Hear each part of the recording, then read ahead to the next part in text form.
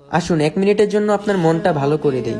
ধরুন আপনাকে একজন ডাক্তার রিপোর্ট দিয়ে বলল আপনি আর মাত্র 30 মিনিট বাঁচবেন, আপনি ক্যান্সারে আক্রান্ত, এখন ঠিক শেষ পর্যায়ে। এটা শুধু আপনি জানেন, আপনার পরিবার কিংবা আপনার বন্ধু বান্ধব কেউ জানে না। এখন এই রিপোর্টটা পাওয়ার পর আপনি বাসায় গেলেন, প্রতিদিনের মতন আজকেও আপনার বাবা আপনাকে বকাঝকা শুরু করলো, তোকে দিয়ে কিছু হবে না, সারাদিন কোথায় কোথায় থাকিস, তুই অকাজের ছেলে, ইত্যাদি ইত্যাদি। মধ্যবিত্ত বাবারা যেমন হয় আর তখন কি প্রতিদিনের মতন আপনি আজকেও তর্ক করা শুরু করবেন, নাকি প্রাণ ভরে বাবার বকাগুলা শেষবারের মতন আরেকবার শুনে নেবেন? হঠাৎ আপনার আম্মু আপনাকে এসে বলল নে ভাত খেয়ে নে, আপনার মনে হবে এই বুঝি আমার মায়ের হাতে শেষ খাওয়া, এখন আমি তো আর বাঁচবো না। আপনি পরম তৃপ্তি নিয়ে খাবেন এবং আপনার কাছে মনে হবে এটাই আমার সব থেকে শ্রেষ্ঠ খাবার, যদিও সেটা ডাল ভাত হোক না কেন। এখন আপনি বাহিরে বের হলেন, হঠাৎ করে আপনার এক পুরনো বন্ধুর সাথে আপনার দেখা, যাকে আপনি মোটেও সহ্য করতে পারেন না, সব সময় তার সাথে কথা কাটাকাটি হয়। এখন আজকেও আপনাকে সে কিছু কথা শুনিয়ে দিল। আচ্ছা, এখন কি আপনিও শুরু করে দেবেন? না, আপনি হয়তো তাকে জড়িয়ে ধরবেন এবং বলবেন দোস্ত ভালো থাকিস। আপনি আপনার এলাকাটা একটু ঘুরে দেখলেন, দেখছেন আর ভাবছেন এই বুঝি আমার শেষ দেখা। প্রাণ ভরে দেখছেন আকাশ বাতাস গাছ, এদিকে আপনার এলাকায় যে 2-3টা কুকুর আছে ওদেরকেও আপনি প্রাণ ভরে দেখছেন। হয়তো এটাই শেষ দেখা। তো তারপর আপনি দোকান থেকে কিছু কিনে কুকুরগুলোকে খাওয়ালেন। এলাকার যে মুরব্বীদের দেখলে আপনি দূরে সরে যেতেন, এখন তাদের দিকে এগিয়ে গেলেন, বললেন চাচা আমার শরীরটা ভালো নেই, আমার জন্য দোয়া করবেন, কখনো ভুল করলে ক্ষমা করে দেবেন। আপনার চক্ষু শীতল হয়ে যাচ্ছে। হঠাৎ আপনার মনে হলো নামাজ পড়া উচিত। আপনি দৌড়ে গেলেন আপনার রবের কাছে।